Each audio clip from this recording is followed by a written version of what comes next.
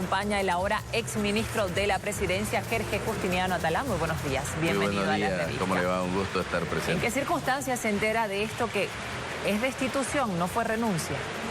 No, sin lugar a duda, no fue una renuncia. Yo no tenía razones para renunciar.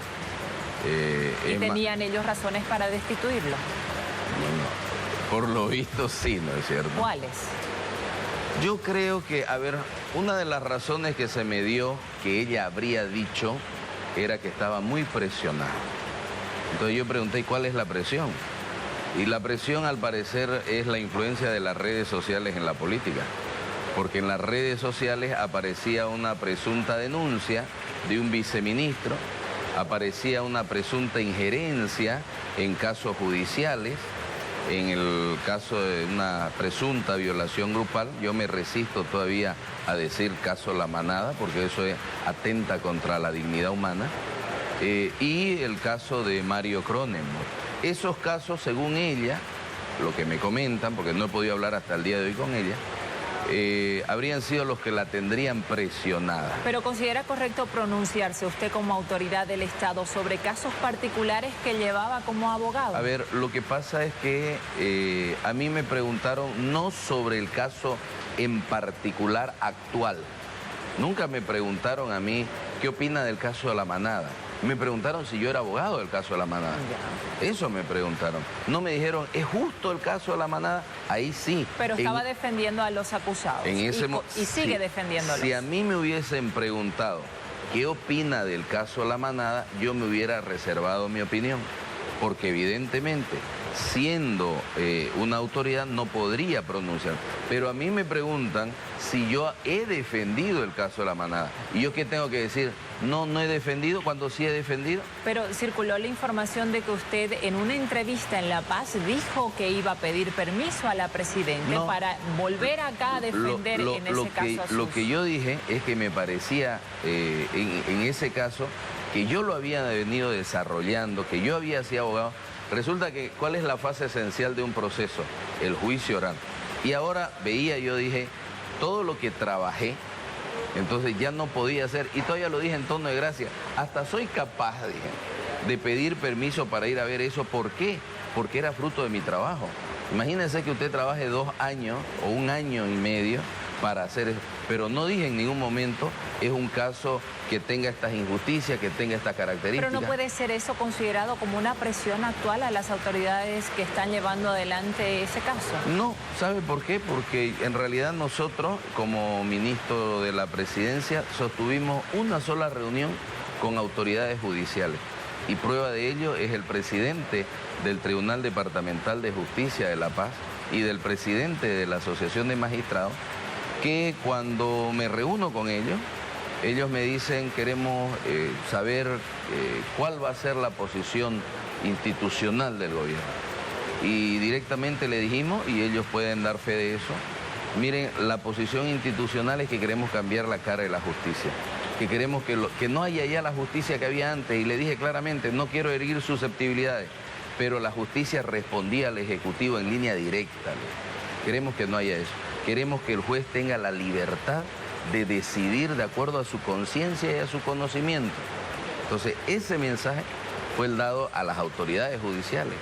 Entonces, y además, ¿puede un ministro de la Presidencia ingerir en un sistema judicial que todavía responde al masismo? Porque estas autoridades judiciales, cambió el gobierno hace 22, 23 días. No cambió el sistema judicial. Sí, pero a propósito del masismo, usted era defensor de Mario Cronenberg, que era alcalde del MAS, y como ministro dijo que las acusaciones en su contra no tenían sustento legal. Dije que las acusaciones de los casos que yo llevaba, no de estos casos. Yo fui claro en ese sentido. Dije, los procesos que yo llevé, y esos procesos eran de antes, no son los procesos por los cuales estaba detenido. Por lo tanto, yo no me pude haber referido al caso de su liberación. Lo que a mí me preguntaron era si yo había sido abogado de Mario Cronenberg. Y yo dije que sí, y que en esos procesos yo no veía una acción judicial consistente. Pero Mario Cronenberg era y es masista. Bueno, mire, yo soy abogado, yo he sido abogado, por ejemplo, de representantes de la derecha, según el MAS, Humberto Roca, Yo soy abogado de la hija del general Hugo Banzer Suárez, dictador, golpista, ultraderecha, fascista. He sido abogado de Mario Cronenberg, he sido abogado de varias autoridades masistas. ¿Qué quiere decir esto? Que yo soy profesional. Entonces, a mí viene un caso en concreto y a mí no me interesa si es de la izquierda o la derecha. Si yo veo, si tiene razón, si tiene elementos probatorios, lo defiendo. Si veo un caso de un amigo que viene y me busca y yo veo que no tiene elementos para defenderse, yo no lo defiendo. O sea, porque es un tema de carácter profesional. En este caso, Mario Cronenberg debería continuar en la cárcel. En este caso no lo conozco. No lo conozco. No sé de qué se trata el caso. Bien. Tenemos preguntas desde la ciudad de La Paz. Natalia Girard, adelante. Gabriel Oviedo, gracias. Igualmente saludamos al doctor Justiniano. Usted asegura que no hubo ningún tipo de manipulación o presión en la justicia. Entonces, ¿por qué fue destituido? A ver, de acuerdo a la información que me han dicho por la cual la señora Presidente estaría presionada, no es consistente, porque en teoría yo habría cometido 2 delitos. Con el viceministro, coacción, porque lo coaccioné para que él haga algo y no me ha denunciado. Yo lo convoco al señor que me denuncie para que él demuestre su acusación en contra mía, que yo lo coaccioné. No hay un proceso formal. En el otro caso dicen que yo hice injerencia, eso se llama uso indebido de influencia, ese es otro delito. También a las personas que dicen eso en las redes sociales, yo las convoco a que me denuncien. Quiere decir entonces que no habían procesos formales. Y la señora Presidente tomó una decisión, aparentemente, digo yo, al calor de las redes sociales.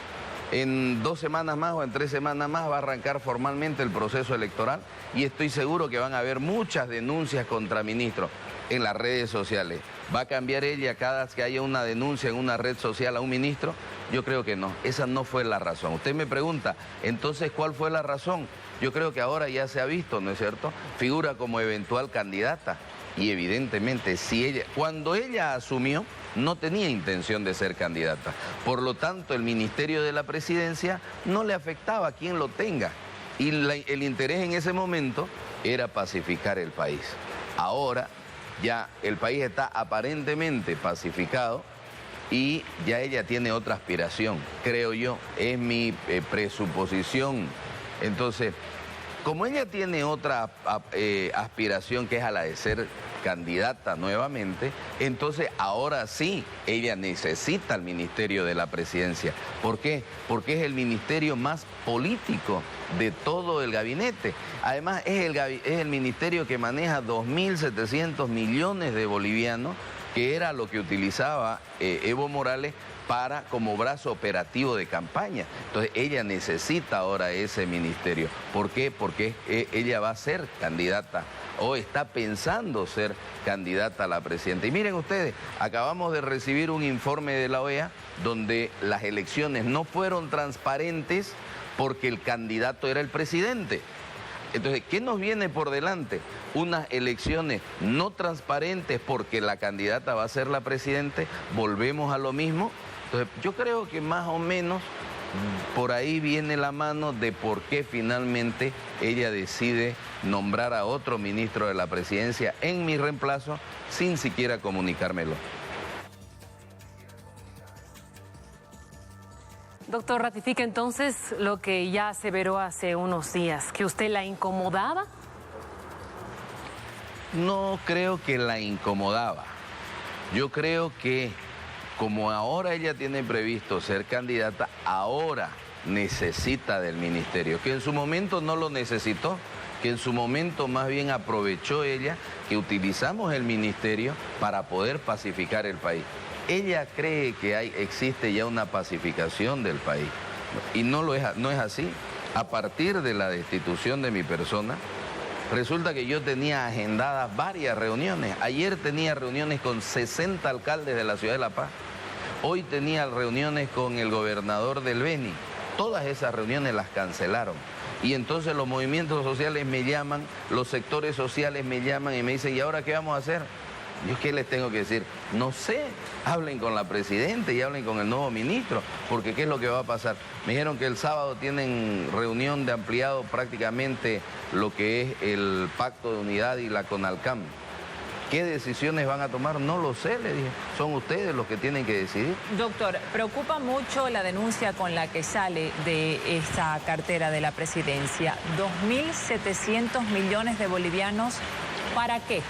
¿Qué iba a hacer usted con eso? Ya. ¿Y qué van a hacer ahora con eso? 2.700 millones de bolivianos es el presupuesto que tiene la Unidad de Proyectos Especiales. La Unidad de Proyectos Especiales tenía un eslogan con el cual hacían las obras, que era Bolivia cambia, Evo cumple. Y Evo utilizó ese fondo que lo creó él mismo, ¿para qué? Para ir repartiendo obras. De acuerdo al reglamento de la UPRE, solamente se exige que para que un proyecto sea aprobado, Evo Morales en algún acto público hubiera dicho aquí voy a hacer una obra. Y como requisito se pedía la publicación del periódico o el CD con la entrevista o la nota donde él hubiese dicho que ahí iba a hacer una obra. Y se hacía, porque si él decía, se hacía. Entonces es una unidad que maneja el dinero para obras, pero con un perfil político.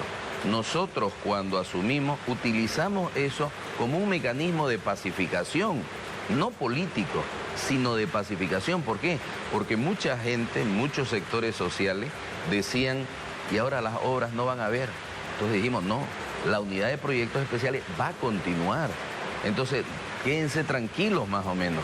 No va a haber cambios en ese sentido. Lo utilizamos como un instrumento de pacificación. ¿Y no se va a mantener según usted ahora?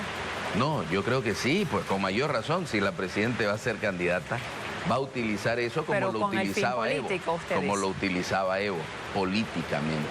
Y entonces ahí sí tiene una billetera de 2.700 millones para empezar. Uno, existe una cantidad de obras impresionantes para entregar. Entonces ella va a figurar entregando obras, ya no con la finalidad de pacificar el país, sino como proyectar una imagen política en miras a una candidatura. ¿Cómo es que está tan seguro de que Yanine Áñez va a ser candidata? Porque no encuentro otra explicación a mi destitución. No hay. O sea, influyó en un caso judicial. ¿Existe prueba de ella? Existe por lo menos una. Yo aceptaría si me dicen, ¿sabe qué? Mire, lo han denunciado en el Ministerio Público. ¿Sabe qué, ministro? Me está afectando a mi gestión. Le pido, por favor, que no. Yo lo entendería, pero son comentarios en las redes sociales. Las redes sociales van a manejar el ritmo de quienes van a pertenecer al gabinete presidencial. ¿Y cómo queda la relación entre Yanine Áñez y Luis Fernando Camacho, con quien usted continúa trabajando? Yo creo que queda una relación afectada, no resquebrajada, no partida, pero sí afectada. Afectada porque efectivamente mi presencia en el gabinete obedecía a un aporte del movimiento cívico. La forma de la salida creo que afecta a esa relación. Pero creo que hay cosas más importantes que atender a la forma de cómo se destituye un ministro, ¿no es cierto? Creo que hay cosas más importantes que tienen que ver en aras de la pacificación del país, de llevar a cabo elecciones transparentes, que ojalá, yo espero que ese bichito que empezó a sonar en sus oídos, y que yo digo hasta nosotros tuvimos la culpa, porque eso sí no dicen ellos, ¿no? Que yo públicamente en una entrevista me preguntaron si ella podía ser candidata y yo dije que sí. Pero como eso gusta, como esa es una opinión jurídica favorable, no, eso no es injerencia desde el Ejecutivo. Y yo dije que podía ser candidata ella, porque hice un razonamiento nada más. Me hicieron una pregunta jurídica, no política. ¿Puede postularse? Ese puede postularse es decir, más o menos, la ley le permite postularse, y lo que yo respondí, y todavía lo dije con estas palabras, y dije, a ver, razonemos, dije. O sea, no era una posición política, es un razonamiento a partir de la ley. Pero eso como usted gustó... un término de que le están endulzando el oído con esa posibilidad. ¿Quién está detrás? A ver, obviamente que el entorno que ella tiene cerca, ¿no? Ella tiene un entorno cercano que son sus ex colegas, que eran ex colegas en la Asamblea Legislativa, ¿no? Que es un entorno cercano que... ¿Es Unidad Demócrata? ¿Ese es su partido? Claro que sí, obviamente, ¿no es cierto? Y estamos hablando claramente, su entorno cercano es el ahora ministro de Gobierno, es el senador Óscar Ortiz, ese entorno que se le acercó a ella y prácticamente, yo diría, la acercó. Porque fíjese usted, en los 21 días que yo estuve, que casualmente fueron 21 días, ya el 21 se está transformando en una cábala en Santa Cruz y en Bolivia. En 21 días tuvimos 2 reuniones de gabinete. Nada más. Entonces, ¿por qué? Porque obviamente había una especie de cerco presidencial que no permitía coordinar prácticamente con todos los ministerios. Esta situación actual, su destitución, ¿aleja la posibilidad de un frente único de cara a las próximas elecciones en demócratas apoyando a Luis Fernando Camacho como candidato? Yo creo que si la señora presidente se va a postular como candidata a presidente, obviamente que aleja, porque nosotros, y digo nosotros ahora porque yo me he replegado a la realización de la campaña de Luis Fernando Camacho. Yo creo que si ella se plantea como candidata en un momento que ya Luis Fernando había dicho que iba a ser candidato, es porque es ella la que se desmarca de eso, ¿no es cierto? Y evidentemente que le afecta a un mensaje de unidad nacional.